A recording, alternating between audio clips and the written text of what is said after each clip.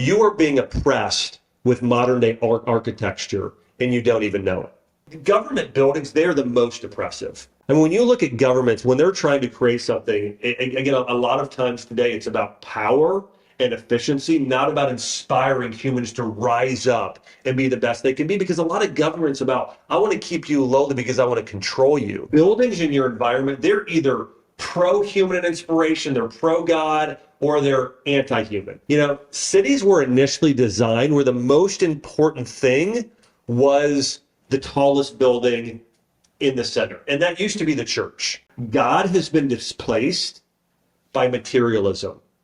The divine has been placed by money.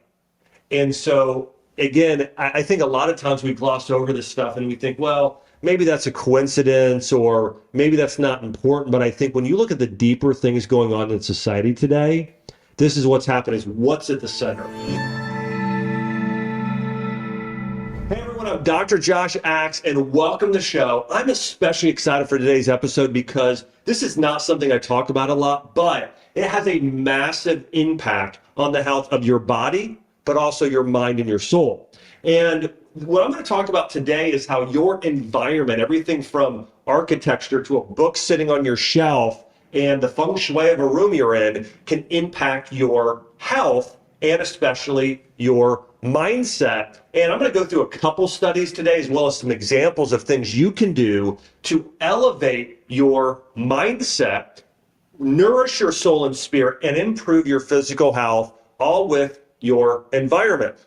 Now, here's the first thing to note, and the first thing I really want to dive into has to do with buildings or the space that you're working out of. Now, have you ever walked into a hospital and you kind of had a feeling or a vibe when you walked in there, or walked into someone's home and you had a feeling or a vibe? It touched you emotionally. It touched you even spiritually, either negatively or positively. You know, I can remember, we've all experienced this, right? Maybe we've gone back. I remember going back to my parents' home, where I grew up in Troy, Ohio, and walking in after I'd been there in a few years and feeling maybe a sense of nostalgia and safety and security and reminiscing and just warmth in that home, right? I know that I've walked into hospitals, and a lot of times I've walked in there and I had a feeling of a little bit of death and decay and oppressiveness walking in there. And so the space that you're working in, your work environment, your home environment, those buildings you walk into, they all do something to you emotionally, according to science, as well as spiritually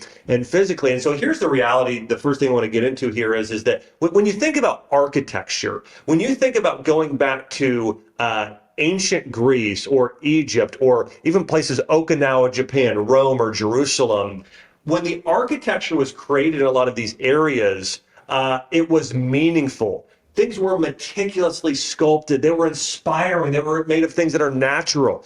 Today, when you go into a lot of buildings, some of these modern buildings and architecture and the environments within the buildings, if you go into a work environment and you've got formerly asbestos ceilings, but those panels, and it's made of plastic and carpet and glue and these fake materials, there's a level of it being oppressive and lacking purpose. And you may not realize how much that affects you emotionally. I remember the first time I started working in this sort of office building that I worked out of for a time, and they had these fluorescent lights coming down. And again, it was just like stucco and just other fake materials. And I felt by the end of the day, I was like, I can't wait to get outside, because I just felt compressed and confined in the space I was in. And again, according to science, what that does is that increases your anxiety levels. It activates something called your sympathetic nervous system, putting your body in a fight or flight state where you don't feel safe, you don't feel secure, you don't feel inspired. And so this is really an important topic that I'm going to go through on this video, of how you can elevate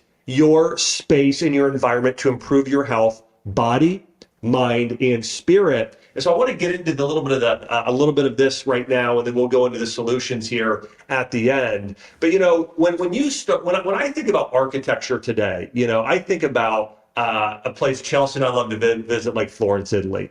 And when you go to a place like that, you look at this classical architecture and you're just inspired. In fact, a lot of times the architecture of a city, it defines the culture and what's important to the culture. And you know, by the way, I think about this with churches. One of the things that I love is Chelsea and I, as we've visited, gone all over the world. I've been to churches in China and in Uganda and Ethiopia and South America. I've been to them all over the place. Okay. And one of the things I love most, especially about Europe, is I go into see certain churches there, and they're inspiring. You go in there and you're moved spiritually and emotionally. But something happened in the 1950s specifically. I want to mention here, beginning in the 1950s, a program accelerated something called ugly church buildings. By the way, have you ever seen just an ugly church building? I know we all have. And this happened in Europe and North America. And part of it happened is a lot of them were also created in conjunction as bomb shelters, at least in Europe. And there's this sort of spirit, though, as well of efficiency and functionality that sort of overtook this idea of creating something that was beautiful. Okay, so functionality overtook beauty in a space. And by the way, if you ever are in a space that's just purely functional, it lacks any emotion. It lacks any sort of anything that would stir a man's soul. And if you go into a space though that's decorated in the right way and it has a sort of uniqueness to it, it creates a really specific type of environment. This is something I think writers understand. Writers will go out in places like nature or go and get a cabin somewhere or go to a place where they can be inspired and it affects their writing, whether it's an author writing a book or somebody writing a song or somebody doing a piece of artwork, right? You need to be around other inspiring things that inspire you to write something inspiring. And so I want to talk about this today of how we are being oppressed. By the way, here's something you may not realize. You are being oppressed with modern day architecture and you don't even know it. Have you felt that? If you go to a big city, like when I go to certain cities today, especially urban areas, and I go into a city and it's just all this kind of same boring architecture. There's trash on the streets. It's beat up. You go through there. It just doesn't make you feel well. Versus if you go into a place that is beautiful and inspiring, it really does something to move you and really to nourish your soul. And I want to go back and say this, back in the 1950s, as this new wave of architecture started coming about, this happened because of people started moving away from God. So that's going to be a big theme of today, by the way. When people move away from the divine and from God, that's when it lacks any inspiration whatsoever. And the people who started the sort of modernist architectural movement, they were not really religious believers or Jews or Christians. They were agnostic or atheist. So humans generally have been healthier when they build environments that contain a variety of like uniqueness, independent shops and buildings rather than these generic cement buildings that are repetitive stores all in a row. A wide variety of unique buildings and shops. What they'll do is they'll stimulate the mind, they draw you in, and there's something that just sort of captures your attention there.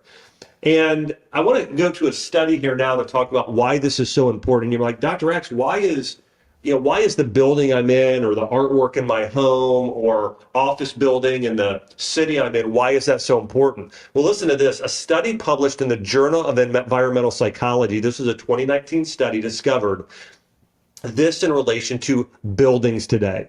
That if you're in a room that feels more enclosed, the space feels less beautiful. Okay, so if you're in a space where it's a tight, lower ceiling, smaller walls, closed in, the space is less and feels less beautiful when it's less open and spacious. The next part of the study found that you have less pleasure and arousal in linear rooms with little design. So again, if you're just in a box room versus if it has a level of intricacy and beauty to areas of the room, even the design of the four walls that you're in, it feels more beautiful, which is more inspiring. They also found that there is the furniture influences brain waves. And so the way that you decorate an office, it could be everything from an office of your company to your own workspace at home to just your home in general.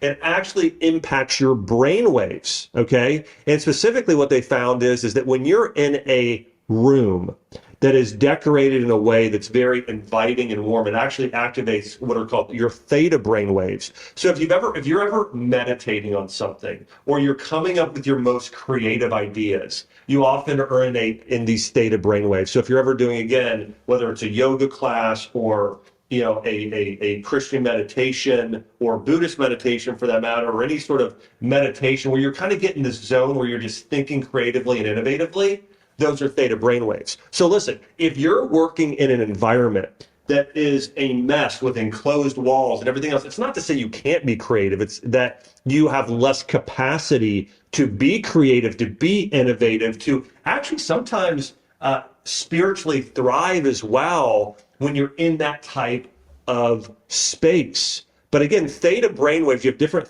brainwaves, but those theta waves are like if you listen to the sound of the ocean crashing, it's that sound of nature. If you go out there and sit in a forest or walk in a forest, a lot of these are activating these theta brainwaves. But your furniture in your house or office, the pictures you have on the wall, I love my space here. So I've got a bonsai tree here for me. That's very meaningful. I've got some of my favorite books. I've got some cool architecture here, something I have a family member that made here for me. So I have a lot of things in my spaces that are really meaningful. Think about this with Christmas time, right? If you put up a Christmas tree or you're decorating for Thanksgiving or 4th of July, whatever it is, it inspires you in some way and it has a level of meaning to it. Well, if you're in a building that's just 4 concrete walls, there's no meaning. And in a way, it makes your work, and to a degree, that even influences your life. There's less meaning that's there. The other thing I want to mention here in this study was natural materials like wood reduced your autonomic nervous system, your heart rate, and lowered levels of anxiety.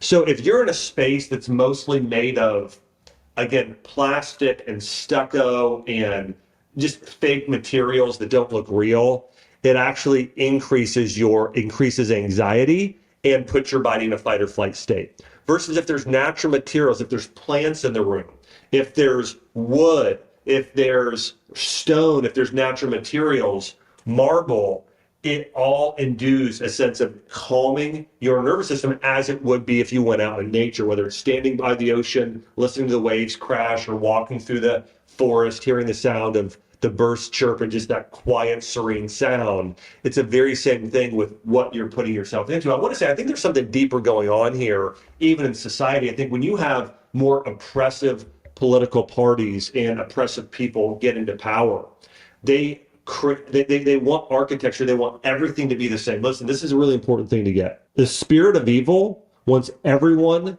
to be the same and look the same. It's actually part of this inspiration around even communism.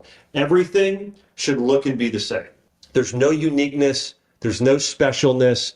Everyone looks. This is why we even see, even in gender today, why everyone can kind of like men are women and women are men, and like trying to reduce the significance of the differences of sex. This is part of the evil spirit that's on us today, and it's very oppressive that everything and everyone should look and feel the same. The walls, the buildings, everything you're in. And it's incredibly oppressive, and in a way, it's evil. And this emphasis on just purely functionality has led to a lack of character and meaning in our environments today, including the buildings we're walking into. Spiritually and religiously, as we're talking about history, spirituality and religion historically influenced grand architectural design, right? Religious beliefs used to drive architectural magnificence. Think about, the grandeur of St. Peter's Basilica or even the serenity of Buddhist temples. If you go into this architecture today, it does something to your soul. Today we've gone from this transition from this craftsmanship focused on this sort of, this meticulous design to like walking into an Apple store, right? It's like everything is same, everything looks and feels the same. And this lack of character and awe-inspiring beauty in this modern architecture, it's oppressive versus if you're going into the Pantheon or Byzantine churches, you walk in there and you're just wowed by it. I remember Chelsea and I taking a trip to to Europe and going through places like the Sistine Chapel or walking through and standing outside the Duomo. I remember going to these places and just thinking, I am so inspired. Like I wanted to write, I wanted to read, I wanted to experience, I wanted to, like it moved me in a unique way. There's a reason why people visit these places as well, is because, again, people want to be moved. They want to see something that people did with excellence. And today, this is happening less and less with our architecture today. By the way, here's a picture that I took of Chelsea and I in 2018 when we took a trip to Florence, Italy, and we're standing outside one of the beautiful, beautiful churches there. Here's another picture I took of a ceiling. I believe that's at the Duomo there in Italy. And then another picture here of the Sistine Chapel. You can see here online, here's a picture of Chelsea and I standing next to the statue of David. I mean, think about that. Somebody took a hand and a chisel and chiseled this out by hand. It's absolutely amazing. And there are areas of the Sistine Chapel ceiling that you really can't fully see. And somebody was asking Michelangelo, they said, why did you spend so much time painting that corner that no one will ever see? And he said, because God will see. And I think that in a nutshell is what we're missing with our environment today. When you look at a lot of our oppressive architecture, which I'm going to get into more in here in a minute, is this idea that God sees what I'm doing, right? And so if you have somebody like Michelangelo or the creators of the city of Rome and Jerusalem, a lot of those architects, they believed that God was judging their work. God would see what they were doing. And so they were, in a way, working for God. They were working to inspire others. They were working with excellence. They were pouring their heart and their soul and their spirit all into doing this one thing, right? And creating something. And today it's not about that. It's about, let's make it functional. It's not God inspired. And because of that, we're living in spaces and buildings in a lot of places today that cause our anxiety to rise, activate our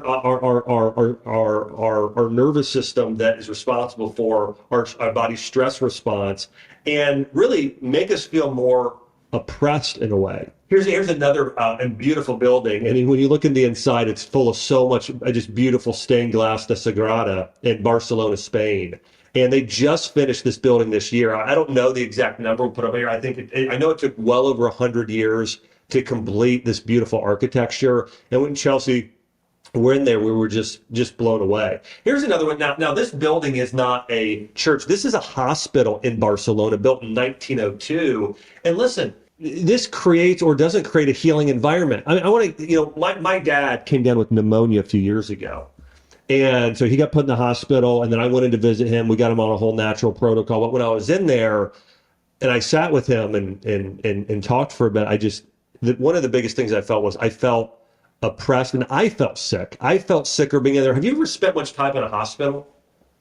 I mean, and again, listen, part of the problem is they're giving, my dad, we brought him food from Whole Foods and, brought him his own food. But it's like, they were feeding him this pudding and they would have put him pudding and ice cream and all this fake stuff. So that's bad enough. Yeah. And then you're in this building that's sort of like, everything I talked about from that study that's bad. The enclosed spaces, linear corners, it's all about functionality. It's not about healing. It's not about growth. It's not about rejuvenation. Versus you go to a hospital where you can walk outside in the beauty of a garden and the rooms are beautiful in a way. Now, listen, I know one of the arguments might be, well, obviously that costs more money. It does, but I think it's worth. I think it's worth it. I think, and here's the other thing is, I think it will last longer. When you look at a lot of these buildings that were built in ancient Rome, or again, even places like areas of the Middle East or Egypt, or as we've been talking about Europe, they're still around. They've been around a long time, and there's a reason, because they were they were created with with divine inspiration. They cared about the materials they used. They wanted these buildings to last for thousands of years. And so the thing is, it's like, well, it's cheaper, but will it last longer? And what are the side effects of cheaper? Here's another beautiful building. And you look at these buildings compared with some of the modern architecture today, whether it be BMVs, government buildings, office. By the way, government buildings, they're the most oppressive.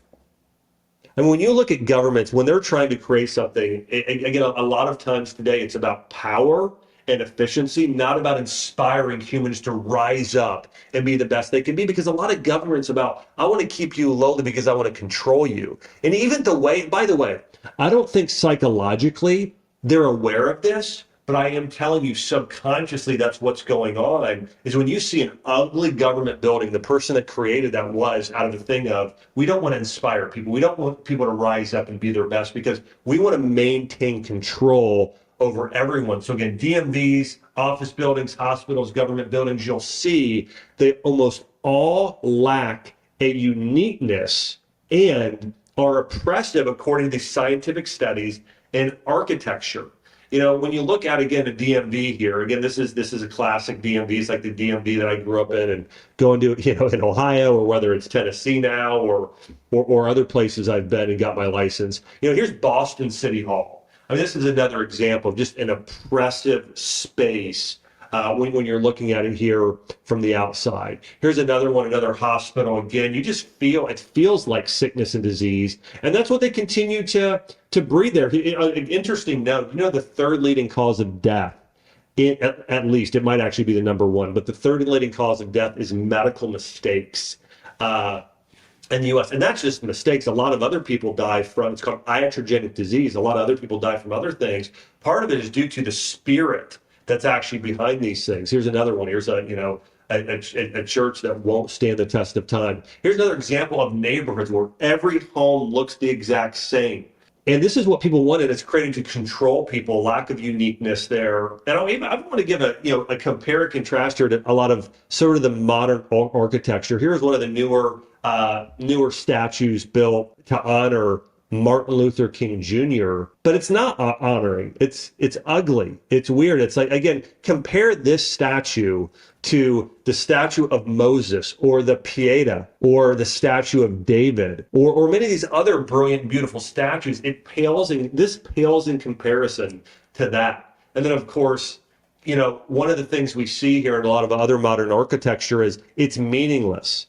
You know, it's like a jelly bean, a big silver jelly bean. That's not inspiring you. That's not inspiring me. That's not inspiring anybody. It actually makes us sick in the soul if we surround ourselves with these sort of ugly, plastic, meaningless. And this is actually birthed out of something called relativism, which is there is no truth. There is no meaning. Or Michelangelo and these great artists were saying, no, there is truth, and truth is God. Truth is pursuing a life of making earth into a heavenly place. And is this more heavenly, or is these statues that Michelangelo created? I think the answer is fairly obvious. And so here's the reality of what's happened is we've had really a shift in priority. So here's the big thing to get, okay? And I'm going to bring this back in the end here in just a few minutes, the things you can do with your own internal environment to make yourself healthier in body, mind, and spirit. But these architectural priorities have shifted from beauty to functionality, and in a way from this efficiency where the focus is in on finances. It's all about saving money rather than inspiring people. So listen, the shift is from beauty, it's about God and virtue, to efficiency and money. So God and virtue and character to efficiency and money. You know, I think here's the thing to consider, that buildings in your environment, they're either pro-human and inspiration, they're pro-God, or they're anti-human. You know, cities were initially designed where the most important thing was the tallest building in the center. And that used to be the church. Okay. And I remember asking my grandfather this. He would have been over 100 now, but he's 96 years old. And I had a chance to sit down with him, and he told me that he lived in this city in Ohio. And he said, yeah, originally, so when people moved to the United States, they moved there and they would go to a city or build a city based on their religion or their denomination, and the church was in the center of the city. In fact, he lived in this little city, and I want to say it was more of like an evangelical, Methodist city. And then my other grandparents moved to a city in St. Mary's, Ohio, which was the city was surrounded by the Catholic Church. And so, my family, half Protestant, half Catholic, they went and lived in those cities. But again, the church was the center. Today, if you go to a big city, what's the center? It's going to be a business center. It's going to be some sort of building that's really a tall skyscraper dedicated to business and commerce, okay? Money, all right? And you see this in our society today. God has been displaced by materialism. The divine has been placed by money. And so, again, I think a lot of times we gloss over this stuff and we think, well, maybe that's a coincidence or maybe that's not important. But I think when you look at the deeper things going on in society today, this is what's happened, is what's at the center. And I think this has more of a symbolic or spiritual meaning for ourselves, is what's at your center, okay? And if your center is that I'm called to do things with excellence, I'm called to make things beautiful, I'm called to build things now that could last for thousands of years, and I'm building right now, I'm making earth into a heavenly place for eternity. If that's at the center of your heart, then you're going to do things with more excellence, create things with more beauty. You're going to create a certain type of family environment and home and all these things because you know that those things matter. Versus if you're thinking to yourself, well, money and getting ahead and keeping up with the Joneses and all these things are most important, it's going to affect the way you do things, cutting corners, things you buy, the things you spend time on. And so it's really important to understand what's at your center, what's at the center of your city, but also what's at the center of your heart. And, I want to show you an example of what's happened to this decline since 1952. By the way, around this time when you start to see this decline, this is when God was taking out of the public school system. This is the biggest thing here, okay? So the great decline over the last 60 years of religion in America, you see it being extremely high and dropping year after year after year after year. And is culture more moral because of it? No, we're less moral. Is culture better for it? No, it's worse off. There's more crime, more gun violence, more all kinds of things. Listen, we don't have more gun violence because people have guns. People have always had guns and knives and a number of things. My grandfather, same thing when I was asking these questions. He hitchhiked from Lima, Ohio, no, from Dayton, Ohio, all the way to Yellowstone National Park, to California, to Nashville, Tennessee, to Kentucky, and then back to Ohio. Hitchhike, just got picked up along the way. And people did that normally in those days. I mean, you had a city where you just went and picked up the mail. Nobody was there. You just left the money and everybody trusted each other. We don't have that today. We have people constantly breaking in buildings and setting things on fire and creating architecture that's depressing and meaningless. So you can see here, since the 1950s, what happened around those 50s, 60s? We took God out of school. And so now kids today and parents, everybody's less educated on the divine. Everybody's less spiritually inspired. And that's led to the decline of our entire civilization. You can see this all happened around the same time. This secular design really influences our environment, which influences our soul. You've heard this statement, you become like those you surround yourself with or those you spend the most time with, okay? You become like those people, and people are even more important than your places, okay? But your place and those things you create also does impact you, inspire you, or demotivate you. So it is important that we create environments that we can be inspired by. Tucker Carlson says, and he has a great has a great segment on this where he says, the modern architecture today that is so oppressive, it says, here's what he says, what it says to us. Modern architecture says, shut up and obey. You don't matter. You mean nothing. And that's what it feels like when you're in these buildings. Again, I mentioned a hospital earlier. If you go to a lot of these hospital buildings, they feel like, well, you're just another number. You don't mean anything. There's not the same level of care in creating a space. And I know, by the way, the biggest argument against me with a lot of this could be, well, it saves money to just put up 4 concrete walls and buildings, and it's more economic, and so you can help more people. But here's the thing I want to tell you is that philosophy and mindset is not true. I want to give you the same mindset. Bill Gates, he's a big proponent investor in a company called Monsanto. And they're really committed to creating something called genetically modified crops. And also crops that are, you just that you take out every year, and then you have to replant these annual crops year after year after year.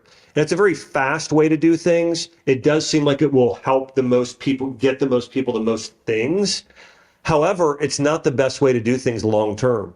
It might seem the best way to do things short term, but it's not the best long term. The best way to heal the planet and feed the world long term is to do something called food forest, where you're practicing regenerative agriculture, actually, as they talk about in the Bible, letting the land rest every 7 years and creating more, having the livestock in with the farming practices. And you can actually turn a desert into a rainforest if you follow these biblical and practices. And you can feed the world this way many times over if you practice the right type of agriculture, where you're not genetically modifying, you're not cutting corners, you're not doing the right thing.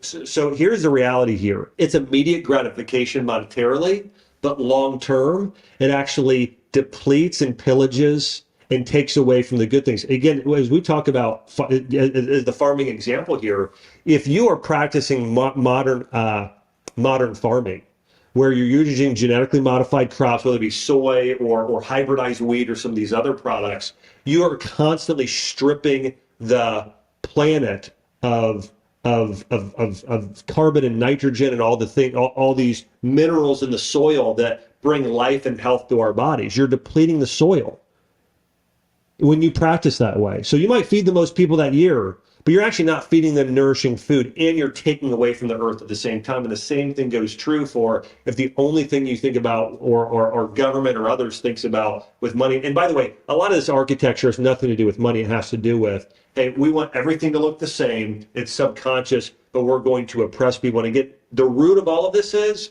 God has been removed. It's less in our lives. Religion and God has been moved out. It's been replaced with modernism, and that's the problem. So here's the reality. The goal of modern architecture is this: get human beings to not care about the environment they're in. It's ugly, and that dehumanizes us. Dehumanizing is the act of convincing people that they don't matter, that they're not unique, and they're not created by God. And modern architecture signals a departure from tradition. There's this whole wave today going on of being anti-tradition, anti-traditional marriage, anti-traditional gender roles, anti-tradition everything, when the reality is tradition is a major part of what makes us unique and makes us who we are. It's part of our identity, who our parents were and our grandparents and what they built and what they did. It's still lasting today. It's about legacy. And modern architecture removes all of that feeling in a lot of our environment we have today.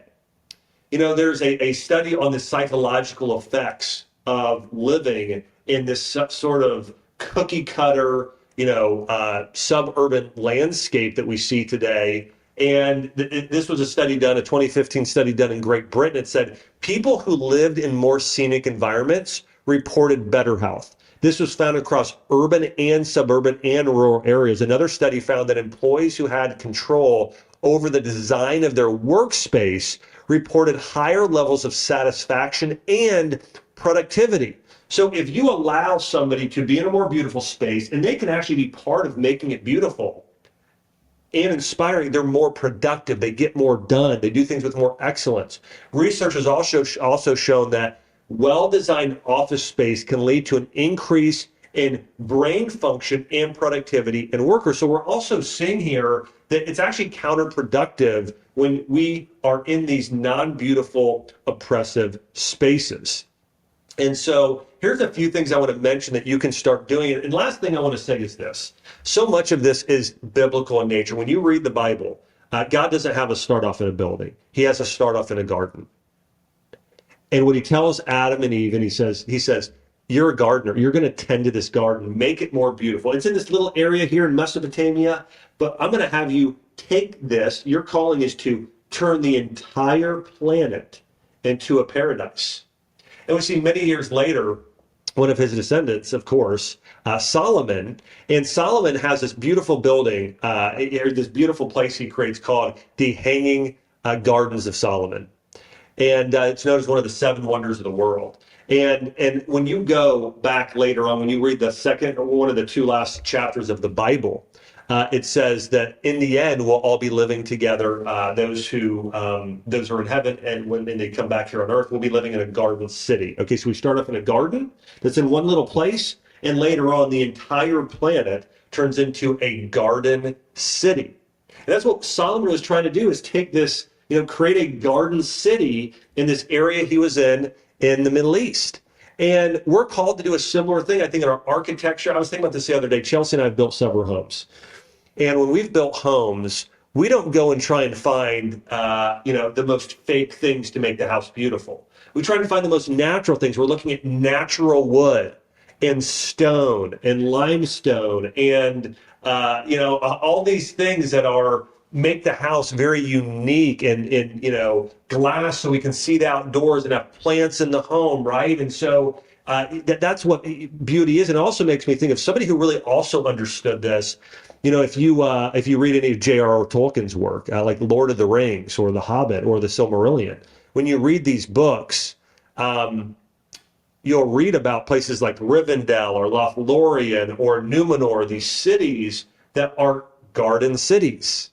It's a chapter J.R.R. Tolkien took right out of, I think it's Revelation 21, right out of the Bible. We're living in a garden city. It's this beautiful, awe-inspiring architecture and the space you're living in, And I think that's what heaven is going to be like, right? I think heaven is going to be, imagine the most beautiful place you can imagine. Imagine an ocean and waterfalls and plants and stone and wood and the most beautiful space you've ever lived in. And you get to live there, and you get to help create it, working alongside of God and other people you love.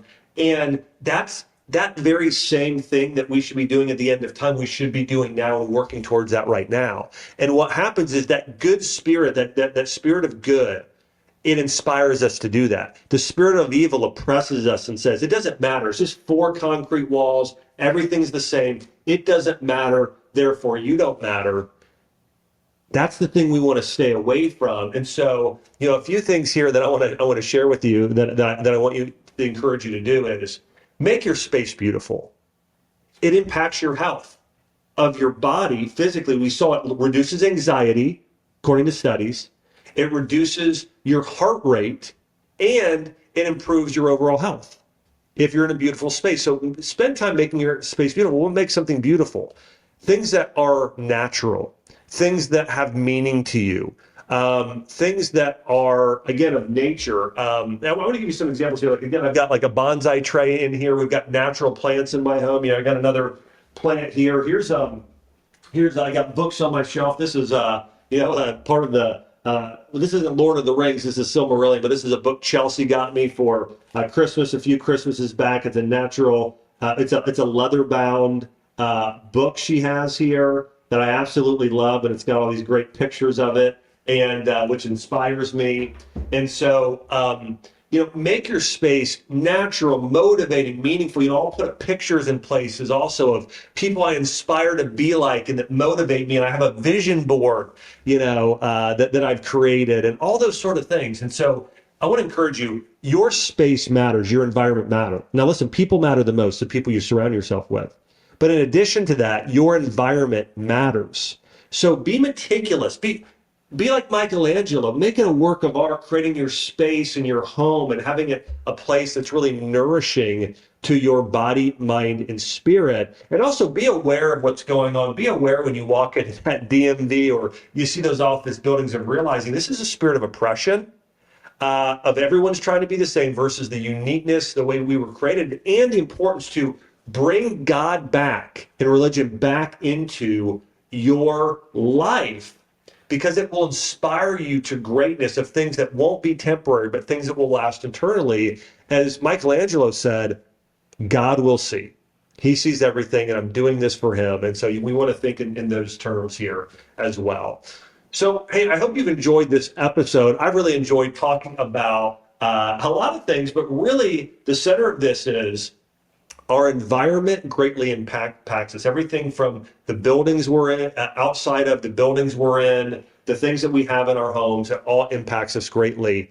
And it's important to be aware of it and to make your space beautiful. I want to say, hey, thanks so much for listening in today's podcast. Also, if you're not subscribed, make sure to subscribe. Did you know, if you're not subscribed, that there's only a small chance that my next videos will come up in your feed? And I don't want you to miss one of the great interviews we have coming up with people like Tim Tebow and Mark Hyman and so many amazing leaders that I think you're going to love, and some of the other unique things that I'm going to be covering in the future regarding how to heal yourself, body, mind, and spirit, and how to live the best life possible. Hey, thanks so much for subscribing. And hey, I'd love to hear your comments on what was the biggest thing to stick out to you about this video. Do you notice that hospital spaces feel oppressive versus ancient church cathedrals are inspiring? Or what are some examples you've seen in your own life, in your environment? Hey, thanks so much for watching. Thanks so much for sharing. Have a blessed week.